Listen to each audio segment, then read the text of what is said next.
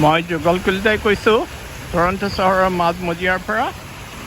এইটো মাজমজিয়াৰ ওচৰতে এটা পানীৰ ফোৱাৰাৰ নিচিনা। চাৰিওফালে মানুহ আছে, ঘূৰি ফুৰিছে, বহি আছে, কিবা খাইছে কৰিছে। কিছুমান ঘৰ, ওখ ওখ ঘৰো আছে। আগতে দেখুৱাৰ নিচিনা ওখ ওখ ঘৰবিলাক আছে, কিন্তু মই এই ফোৱাৰাটো দেখুৱাওঁ।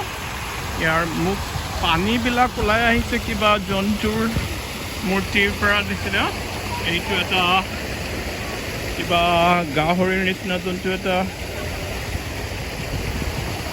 এইটো এটা কুকুৰৰ তাৰপৰা ওলাইছে। বাকীবিলাকো দেখিলে সম্ভৱতঃ জন্তু। ওপৰতো কিবা জন্তু এটা আছে, জন্তুৰ হাড়।